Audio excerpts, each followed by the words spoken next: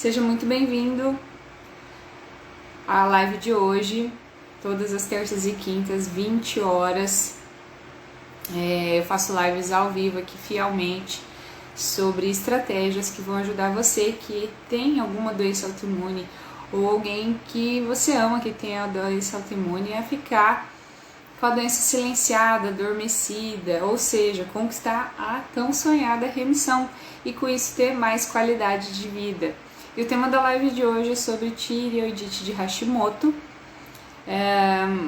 O que você pode fazer além de tomar medicamentos?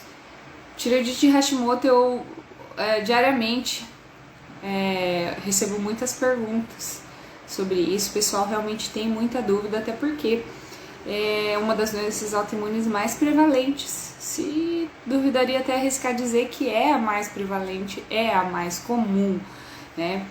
E o que acontece também é que muitas pessoas banalizam, né? Acham que tireoidite tá tranquilo, é só tomar o hormônio, não vai acontecer nada, né? Mas o fato é que uma tireoidite de Hashimoto, né, como consequência tendo hipotireoidismo, pode prejudicar muito a sua qualidade de vida. Pode ser que você nem saiba o que é ter uma plenitude perfeita por conta da sua alteração tireoidiana, né? Por conta de ter uma tireoide hipofuncionante.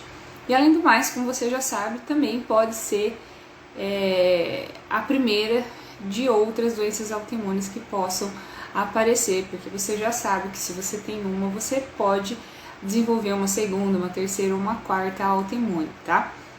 Então é importante que você freie esse mecanismo, né? Se você tem só uma tireoidite de Hashimoto, né, entre aspas, só uma tireoidite de Hashimoto, é importante você buscar essa remissão, esse silenciamento para que você não desenvolva outras que possam ser mais graves e desenvolver e tirar ainda mais a sua qualidade de vida, tá? Então só pra gente introduzir aqui, um termo que é bem incorreto, que às vezes as pessoas falam, é sobre eu tenho tireoide, né? Algumas pessoas usam esse termo, eu tenho tireoide. Na verdade, a tireoide é uma glândula que todos nós temos, a não ser que você tenha retirado, né, seccionado essa glândula cirurgicamente, você tem. É uma glândula que fica aqui no seu pescoço, tem o formato de uma borboletinha e fica aqui embaixo do gogó, né, do popular gogó. E essa glândula, ela produz alguns hormônios, e esses hormônios tireoidianos, elas têm funções em diversas partes do corpo, como por exemplo, agir na memória, na concentração, no humor, na fertilidade, nos ciclos menstruais, nos batimentos cardíacos, no peristaltismo intestinal. Então imagine só, se você tem uma alteração desses hormônios, dessa saúde dessa glândula, você vai ter alterações no funcionamento de tudo isso. E aí, o que pode acontecer é você desenvolver uma tireoidite de Hashimoto, ou doença de Hashimoto, ou simplesmente Hashimoto, como algumas pessoas falam, né, que é uma doença autoimune. E como consequência, você desenvolver um outro problema que é o hipotireoidismo. Algumas pessoas desenvolvem, muitas pessoas, né, a maioria desenvolve o hipotireoidismo como consequência de uma doença autoimune que é a Hashimoto, né? Mas nem todas as pessoas com hipotireoidismo têm um hipotireoidismo autoimune, no caso originado pela doença de Hashimoto. Eu, por exemplo, tenho hipotireoidismo, que não é autoimune. Eu tenho hipotireoidismo porque eu já fiz um processo de radioterapia na região do tórax e a minha glândula tireoide foi tostada, né? Então eu desenvolvi, ela queimou, então eu tenho que suplementar esse hormônio tireoidiano porque a minha tireoide não funciona mais, mas não por conta de um processo autoimune, tá? Então, quando o hipotireoidismo acontece, existe uma diminuição do tamanho da glândula e essa glândula vai produzir menos hormônios. E quais são as consequências, né? Quais são os sintomas de um hipotireoidismo não controlado? tudo vai ficar mais devagar, né? Você pode ter até 40% da taxa metabólica basal, né, do seu metabolismo reduzido, 40%. Então imagine, se 40% está reduzido, tudo vai ficar mais lento, mais devagar. Então você pode ter ganho de peso, você pode ter sonolência, você pode ter depressão, cansaço excessivo, fadiga, intestino preso, alterações do ciclo menstrual, cabelo, unha quebradiça, tá? A pele seca, problemas relacionados à memória. E tem 2 sintomas que são muito comuns, principalmente quando a pessoa, se você não tem, você comece a observar, né? Comece a desconfiar disso, que são as extremidades frias, né? Mãos e pés gelados, mesmo estando calor, e a ausência da transpiração. Então as pessoas não transpiram, né? É um indicativo de que a sua tireoide não tá boa. Você já viu aquelas pessoas que vão na academia, fazem atividade física e não transpiram? Provavelmente a tireoide dessa pessoa não tá boa, né? E às vezes as extremidades também frias demais. Então, às vezes você que tem hipotireoidismo, né? Você que tem Hashimoto, ou até mesmo que você não tem, o exame mais comum para avaliar isso é o TSH, né? Provavelmente você já observou que você faz exames de TSH, mas o TSH ele não é um hormônio tireoidiano. Ele é um hormônio produzido por uma glândula que tem no seu cérebro chamado hipófise.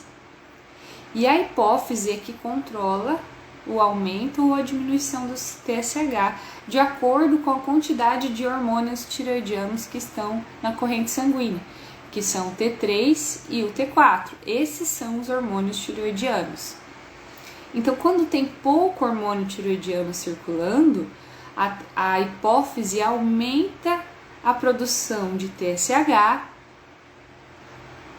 para que aumente o estímulo de produção de hormônios tireoidianos pela sua glândula tireoide, tá?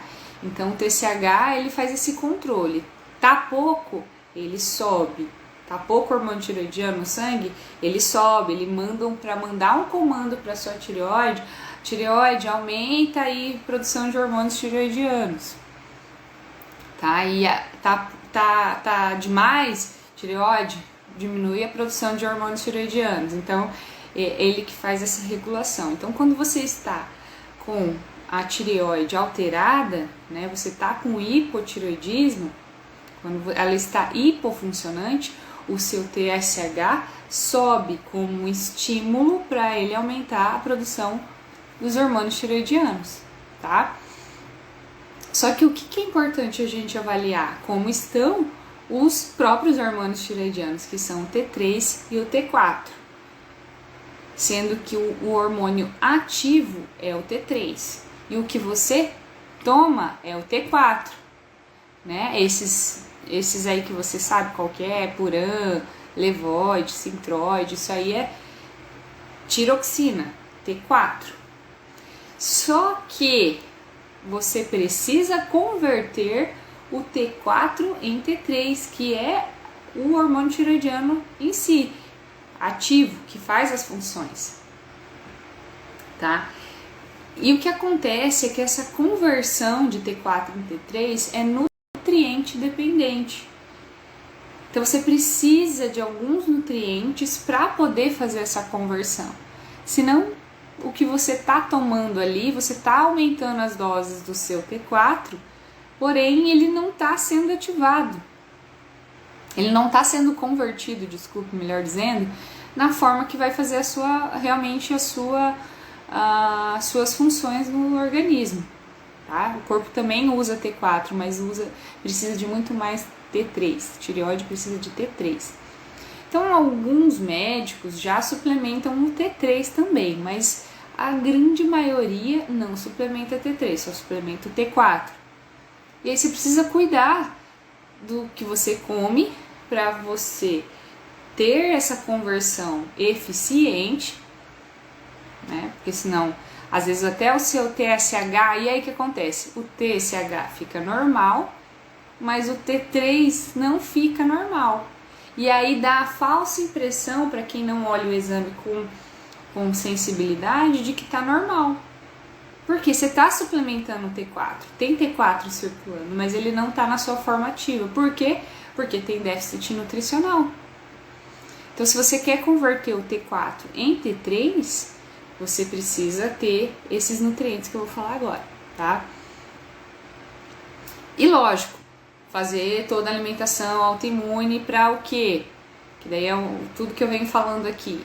Porque é importante para brecar esse mecanismo, para os seus anticorpos pararem de atacar a sua tireoide.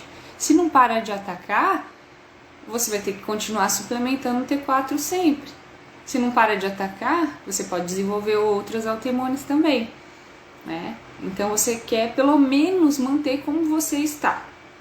Vamos jogar na pior das hipóteses, pelo menos manter como você está. Não ter que ficar aumentando a dose, tá? E realmente deixar o T3 lá em cima.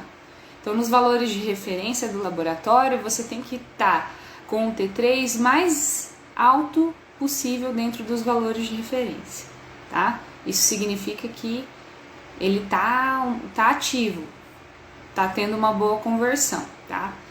Então, o primeiro nutriente deles, até polêmico, seria o iodo. O iodo é importante para produzir hormônio tireoidiano, T3 e T4, e também na conversão do T4 em T3, tá? E o iodo, onde que a gente consegue? Principalmente em algas, peixes e frutos do mar, né? O sal também é enriquecido com iodo no nosso país, mas acaba que não dá para depositar toda a confiança da ingestão do iodo apenas no sal, tá? Então é importante você utilizar esses alimentos. O que você pode fazer, e que eu sei que é uma dúvida que talvez surja aqui, porque sempre surge, é que sobre o iodo Lugol. O iodo Lugol não é interessante utilizar se você tem autoimune de tireoide. Não utilizaria nem se você tem nenhuma autoimune por segurança. Não é interessante, porque o iodo Lugol é uma dose muito alta de iodo. E doses muito altas de iodo também são prejudiciais. A falta é ruim, o excesso também é ruim.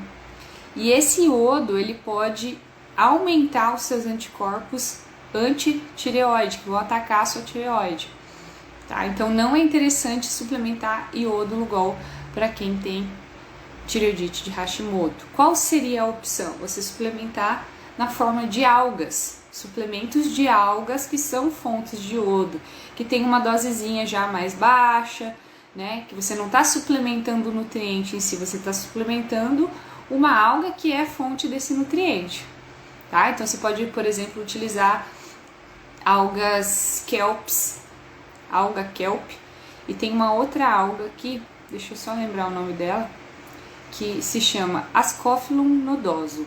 Então, essas duas algas são algas marrons, tá? Tirada de águas frias, tá? Tanto a alga kelp, você vai achar facinho, jogar ali no Google alga kelp, você vai achar, e também a Ascophyllum nodoso, tá?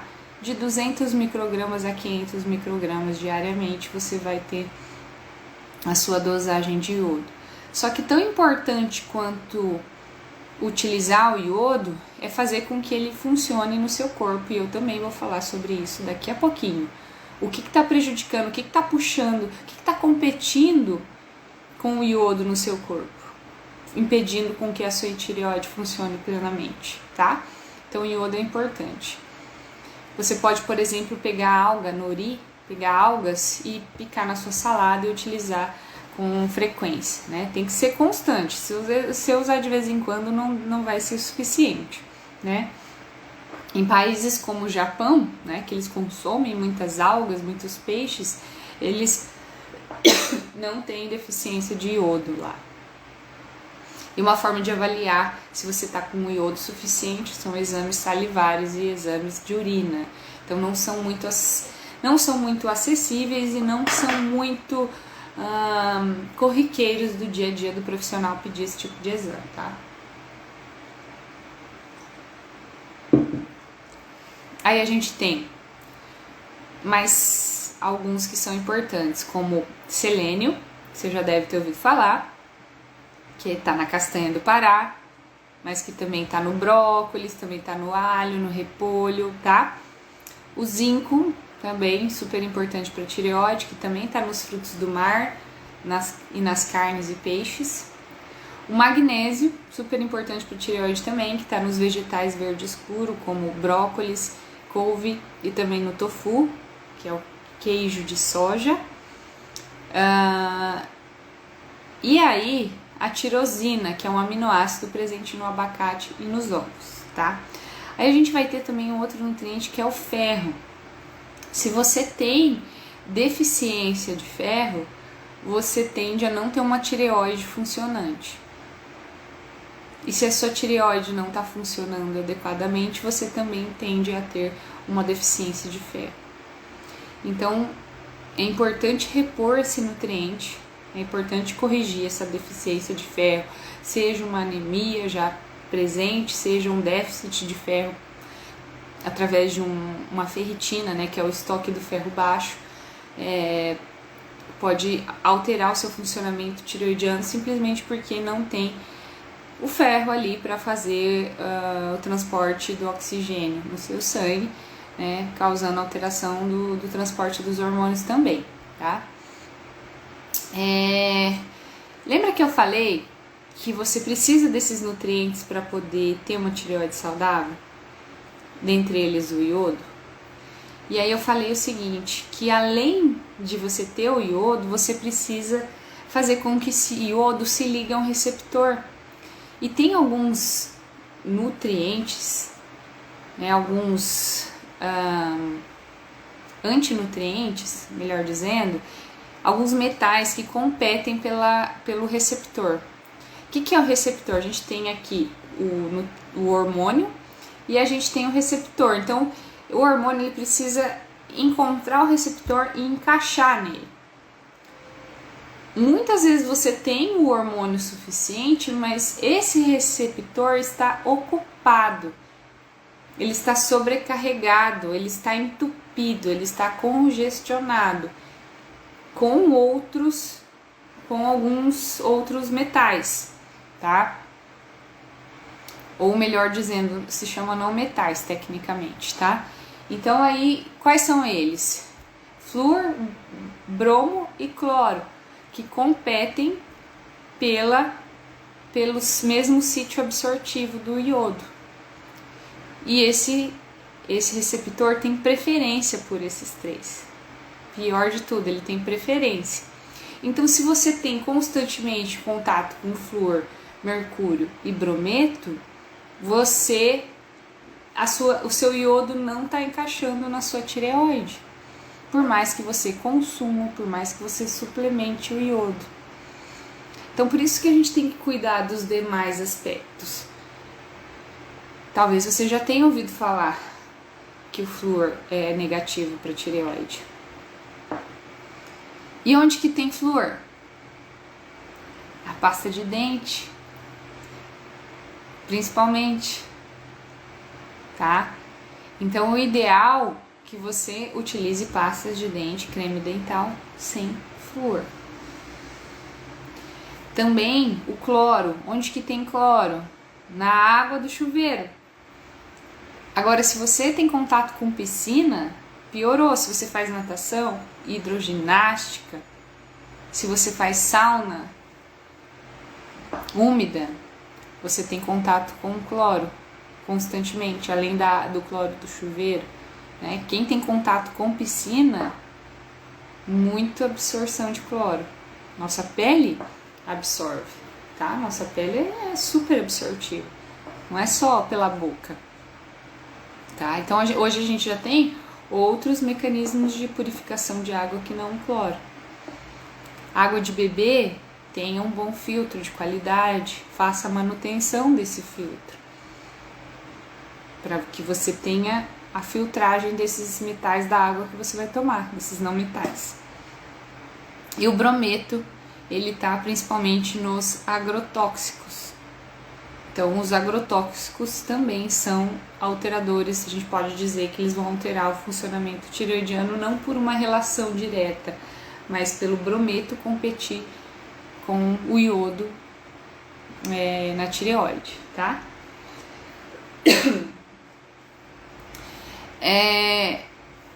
Também é importante para um bom funcionamento tireoidiano que você tenha um fígado saudável, porque é no fígado que acontece a conversão do T4 em T3.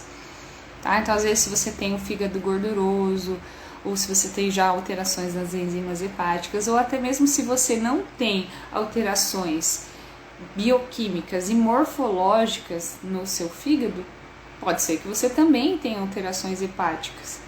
Não precisa só ter exames alterados para você apresentar disfunção no órgão. A primeira disfunção orgânica começa na questão energética. Até ela se manifestar em uma alteração de exames de imagem ou de exames de sangue, primeiro existe uma disfunção energética. Então esse rim, esse fígado precisa estar funcionando direitinho. Tá? Agora, se você come mal, se você toma muito medicamento, esse fígado tá judiado, tá sofrido, né? Então ele não tá fazendo uma boa conversão. Olha só como que nosso corpo é totalmente interligado. Tudo precisa estar em equilíbrio. Não tem como a gente pensar em querer arrumar uma função, sendo que o todo está desorganizado. Nós precisamos buscar o equilíbrio do todo. Não tem só como pensar em tomar um hormônio para tireoide. Porque não é só tomar o hormônio para tireoide. Ele tem que ter nutrientes para que haja uma boa conversão. Ele tem que ter um fígado funcionando o suficiente para ter essa boa conversão. Ele tem que ter uma adrenal funcionando para ter essa boa conversão. Então não é simplesmente colocar para dentro, mas o que vai acontecer dentro do meu corpo para que este hormônio tenha o funcionamento que eu espero que ele tenha, tá? E aí 2 metais tóxicos que também alteram muito o funcionamento tireoidiano, que são o alumínio e o mercúrio, tá? Alumínio presente principalmente em desodorantes e panelas de alumínio, tá? Então, já falei sobre panela aqui. É super importante que você busque trocar suas panelas de alumínio, tá? Super importante. Quem não viu minha live ainda sobre panelas, veja. Uma live que deu bastante repercussão, foi bastante elogiada, então veja lá. E se você não pode trocar suas panelas de alumínio, pelo menos você precisa cozinhar em fogo baixo e utilizar utensílios adequados para mexer a comida dentro dessa panela. Porque a alta temperatura aumenta ainda mais a migração do alumínio ou do teflon para o alimento. E se você está mexendo ali com uma colher de alumínio, piorou ainda mais, está friccionando o alumínio, mesmo que seja devagarzinho. Então, se você ainda não pode substituir as suas panelas por uma panela melhor, pelo menos cozinhe em fogo baixo e use uma espátula de material que não está ali causando atrito, tá? O que mais? Deixa eu ver o que eu ainda tenho para falar. Então, o que mais?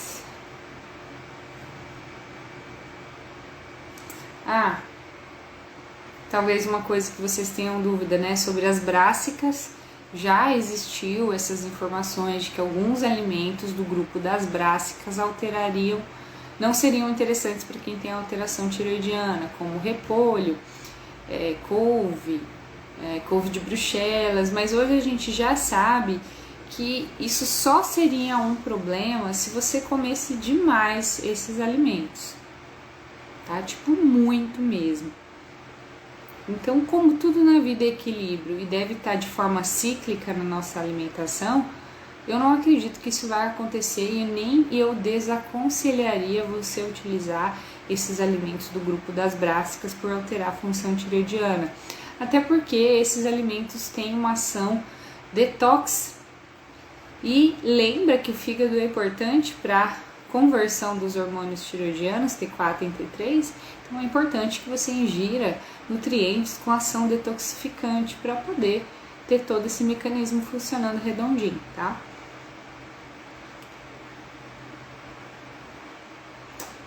É isso. Cuidar desses nutrientes para ter uma boa conversão, cuidar com o que atrapalha a conversão dos hormônios tireoidianos e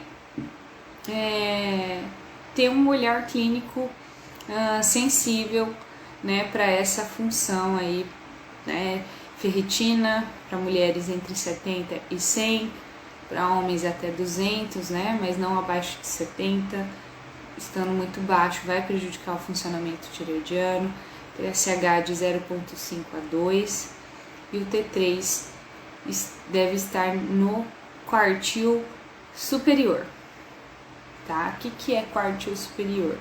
É como se você pegasse o valor de referência do T3, dividisse em 4 partes, e ele deve ter na última parte e não nas 2 primeiras, né? Então, por exemplo, se o valor de referência é entre 1 e 4, se ele tiver 1,5, ele está próximo do mínimo, e a gente quer que ele fique próximo do máximo, tá? É dessa maneira que você deve olhar para os exames tireoidianos. E medir os anticorpos anti-TPO e também a anti-tireoglobulina a critério de comparação. Então estou mudando minha alimentação, estou fazendo tudo que a Tarly está falando aqui para eu fazer. Meu anti-TPO estava em 1000 e agora, 4 meses depois, está em 500. Isso é um bom sinal. É um sinal de que você está produzindo menos anticorpos contra a sua tireoide. Ainda está longe de ser o adequado, mas comparativamente, quando a gente compara você com você mesmo, você está mostrando indícios de que o que você está fazendo está dando resultado, e é ótimo, é isso que a gente quer. Que você tenha uma diminuição desses anticorpos atacando a sua tireoide, tá? Vamos ver aqui algumas perguntas do YouTube.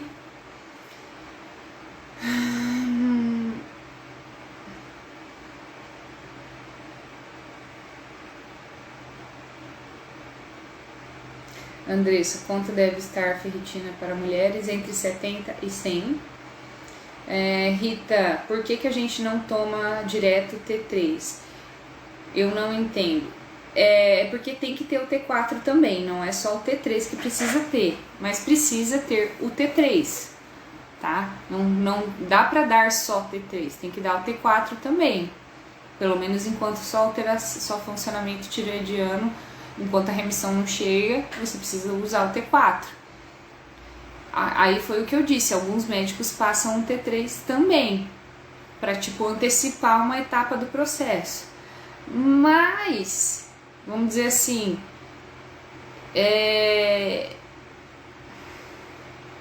que se você tiver uma carga de nutrientes que vão fazer essa conversão de forma suficiente, você vai estar tudo ok, tá? É que é a mesma coisa de não tratar a causa, tratar o sintoma e não tratar a causa, né? Se você usa o T3, você está tratando só a causa e não, tratando só o sintoma e não a causa.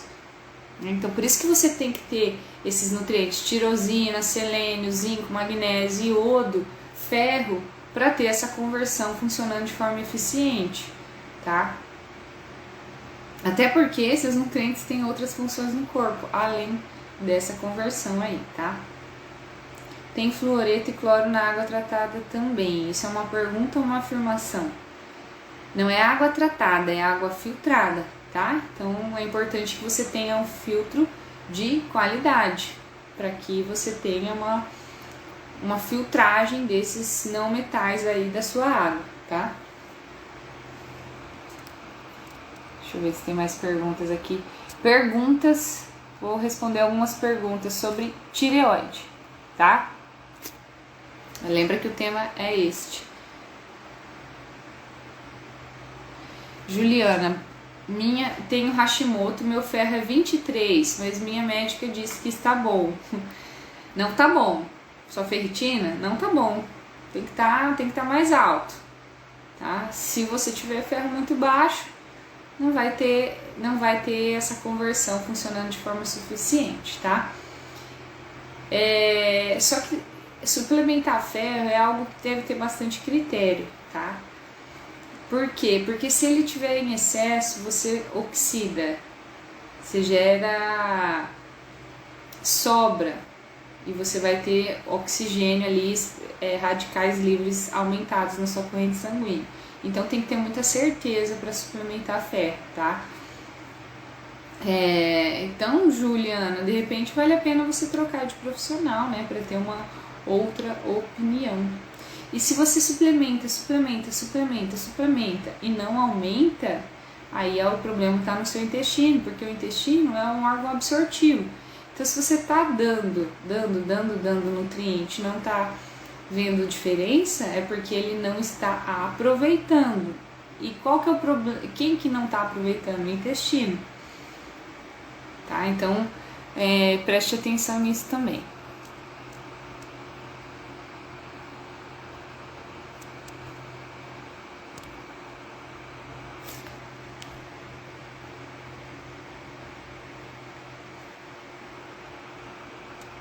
Quem tem tireoide não pode tomar suco verde com couve?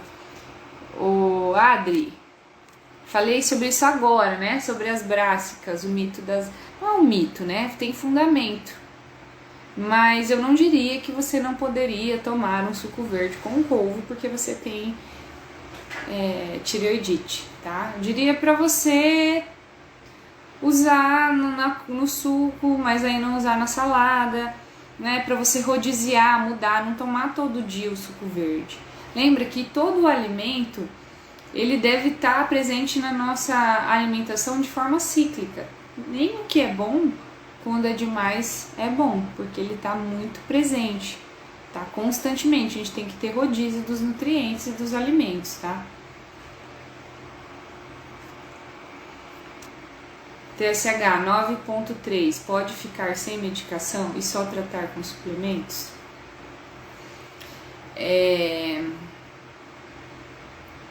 9.3 já está alto demais, né? Eu diria que se você tem um diagnóstico de tireoidite de Hashimoto, eu não diria para você tirar o seu medicamento enquanto você está com TSH desse aí.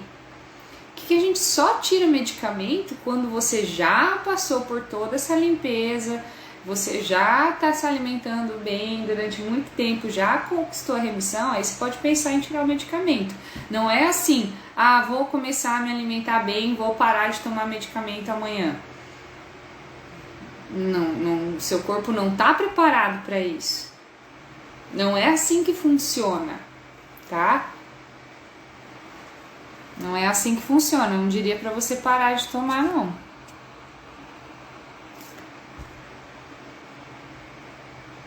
Quem tem Hashimoto pode desenvolver gastrite e refluxo? Tem relação? Que eu saiba, não tem relação, Tati. Não tem por que ter relação, assim. Gastrite e refluxo é uma coisa que aumenta melhora bem rápido com a mudança alimentar, né? Limpando a alimentação, restaurando o equilíbrio do trato gastrointestinal, isso tende a passar bem rapidinho, tá? Mas a princípio não tem relação, não.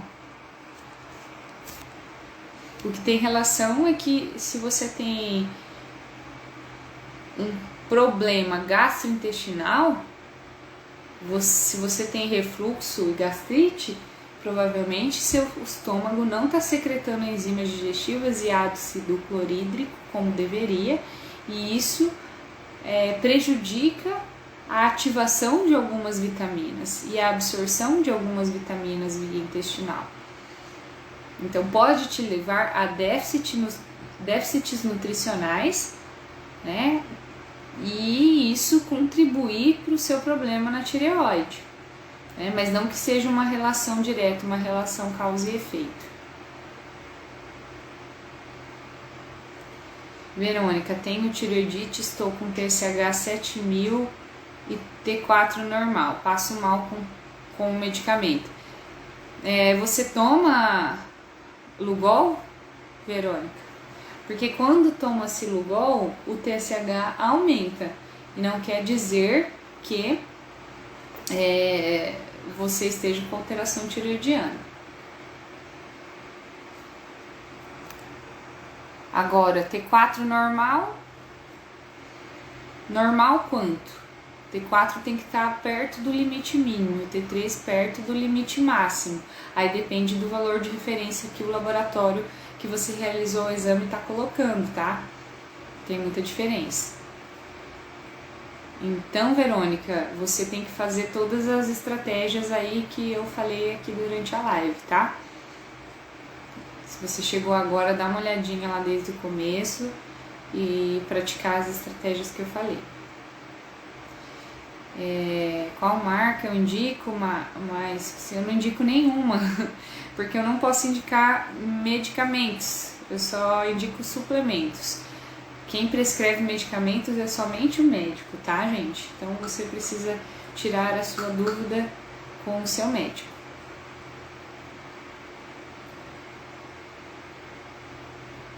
Andressa, faça o tratamento periodicamente.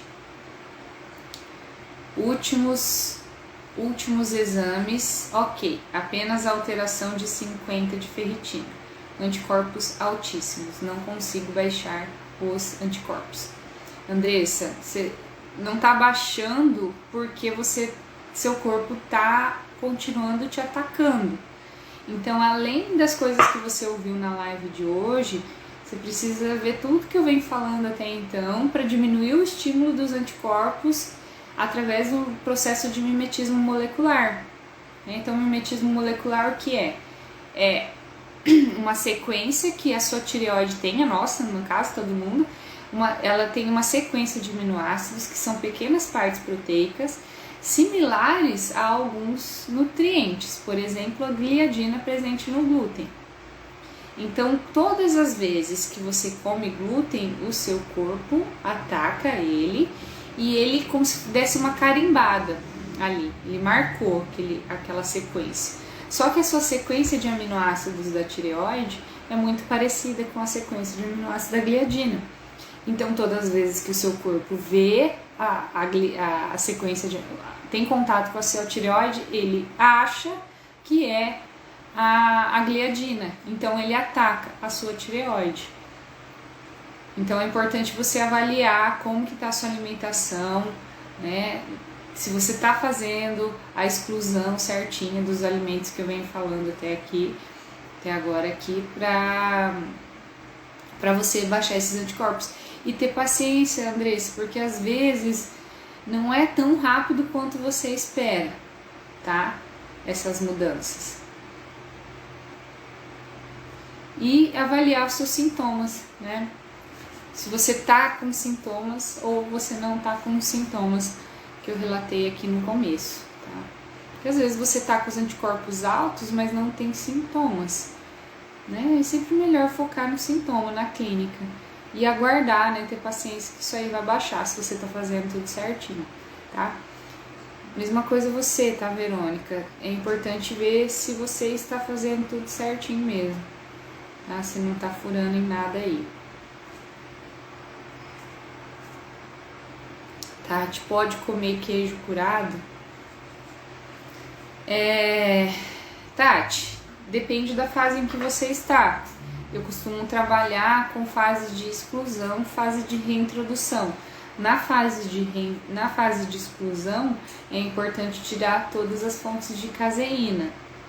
Queijo curado tem caseína, tem muito menos do que um queijo fresco.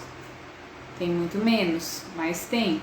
Tá? Então, na fase de exclusão, é importante retirar todos os laticínios. Na fase de reintrodução, depois que está tudo normalizado, aí eu diria que você poderia introduzir os queijos curados, por ter menor quantidade de caseína. Lógico, avaliando a rotatividade, né? Porque se você consumir queijo curado todos os dias, vai ser um problema de novo para você. Você vai começar a ter esse estímulo imunológico novamente, tá?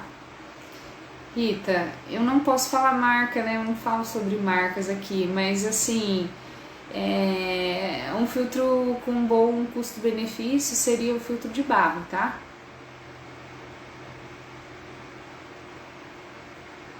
Marta, a grosso modo, qual o maior inimigo da tireoide? Alimentação. Muita coisa, muita coisa. Não tem como te responder em um alimento inimigo da tireoide. Pense que, como toda doença autoimune, a gente precisa pensar no todo, né? Glúten, laticínio, alimentos inflamatórios, industrializados, alimentos transgênicos, por exemplo, né? Como soja, como milho, é um grande problema. Mas precisa estar inserido dentro de um contexto, de forma geral, tá? Porque a tireoidite de Hashimoto é a mesma coisa que da gente tratar a parte alimentar de quem tem uma artrite reumatoide ou de uma psoríase. O problema está no todo. A diferença é que ele se manifestou na sua tireoide. Se a gente não trata o todo, ele pode evoluir para outras partes do seu corpo, mas com um nome diferente, tá? Maria, mesmo suplementando ferro, minha ferritina fica em torno de 16. Maria, assim, daí você tem que ver quanto tempo que você está suplementando ferro, porque ferro é meio chatinho de fazer subir, tá? Não é rápido não. Pelo menos 3, 4 meses, tá? Utilizando uma boa forma de ferro, não vai usar sulfato ferroso, que não vale nada, que é o que o SUS dá, tá? Você tem que usar um ferro polimaltosado ou um ferro quelado, que é um ferro mais absorvível, tá? Se possível, associar com uma vitamina C e monitorar. Se não tá subindo, é intestino. O intestino tá aberto. Lembra que na autoimune o intestino tá esburacado? Né? Então você tem que fazer todo o trabalho de modulação intestinal para poder recuperar a sua saúde intestinal, tirar os alimentos que agridem a mucosa intestinal para poder ter realmente o aproveitamento desses suplementos. Se você já está fazendo isso, suplementando há meses com uma boa fonte de ferro, que foi esses que eu falei, e não está subindo, o foco deve ser o intestino, tá?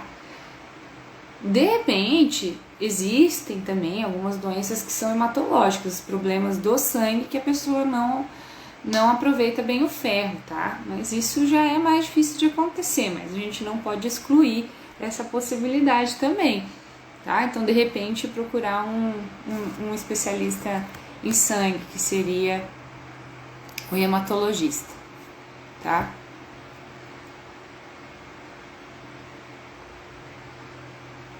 Se eu tenho indicação de artigos que falam mal de transgênicos para Hashimoto, tem muitos livros que eu poderia te indicar. O Paradoxo dos Vegetais, tô até com ele aqui. Esse aqui é um deles, tá? O Paradoxo dos Vegetais, Steven Gundry. E também tem um da Amy Myers, que é sobre doenças autoimunes. Recomendo que vocês leiam esses livros aí. São bem livros, bem fáceis e que você vai encontrar sobre isso, tá? Agora, se você quiser realmente procurar artigo científico, Rita, você vai lá no PubMed ou no Google escolar e coloca as palavras-chave que você está procurando. E aí ele vai te fazer uma combinação, né? De repente cruzar transgênico com autoimune, transgênico com Hashimoto, e aí ele vai te dar os artigos, tá?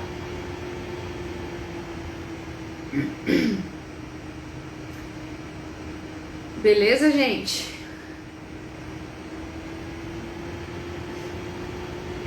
Já deu 50 minutos aqui, tá? Não consegui responder tudo, mas semana que vem tem mais. Como eu sempre falo, tô sempre aberta às dúvidas de vocês. Ali para quem tá no meu Instagram, você pode participar do grupo de doenças autoimunes gratuitos, né? Um grupo de Telegram. E às vezes eu abro lá para o pessoal fazer perguntas, né? Então acabo tendo mais espaço para trocar ideias aí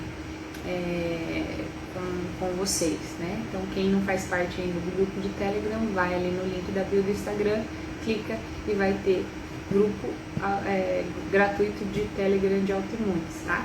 Aí você pode participar. Fluxo menstrual intenso influencia no ferro? Influencia sim, né? Você tá perdendo ferro todos os meses ali, tá, Maria? Então, se você tem muita fluxo menstrual muito intenso, né? Muito volumoso ou muito duradouro, você tá perdendo muito ferro sim, tá?